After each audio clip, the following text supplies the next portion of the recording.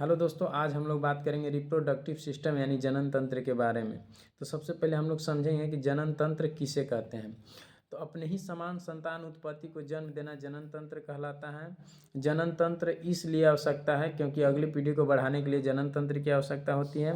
जनन तंत्र दो प्रकार की होती है, एक होता है अलैंगिक जनन और दूसरा होता है लैंगिक जनन। असेक्सुअल रिप्रोडक्टिव और दूसरा होता है सेक्सुअल रिप्रोडक्टिव।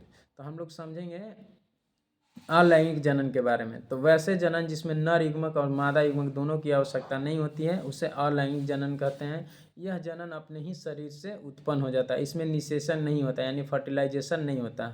अलैंगिक जो है इसमें तीन प्रकार से जनन होता है। पहला विखंडन जिसको इंग्लिश में बोलते हैं फिजन, दूसरा होता है मुकुलन जिसको बोलते हैं इंग्लिश में बडिंग, और तीसरा होता है काइक यानी जिसको बोलते हैं इंग्लिश में वेजिटेटिव प्रोपेजेशन। तो हम लोग सबसे पहले समझेंगे कि विखंडन किसे कहते हैं। तो इसमें क्या होता है कि इसमें विखंडन यानी टूट कर अलग हो जाता है। इसमें केंद्र क्या होता है, टूट कर अलग हो जाता है। जिसमें इसमें इस प्रकार के जीव, इस प्रकार के जनन में अमीबा को देखा जाता है और पैरामीशियम को देखा जाता है और यूग्लिना को देखा जाता है। अब हम लोग बात करेंगे मुकुलन के बडिंग के बारे में। तो इसमें क्या होता है कि इस प्रकार के जनन में एक उभार पैदा होता है। इस प्रकार के जनन में क्या होता है, उभार पैदा होता है जिसे ठनक कहते हैं।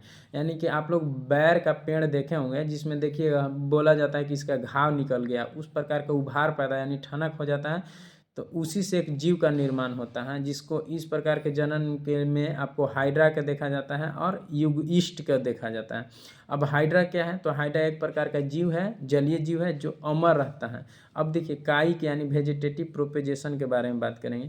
तो वेजिटेटिव अपने ही काया से जन्म देना उसको कायिक जनन कहलाता है। इस प्रकार के जनन में ये गन्ना, आलू और शकरकंद ये सब आता है।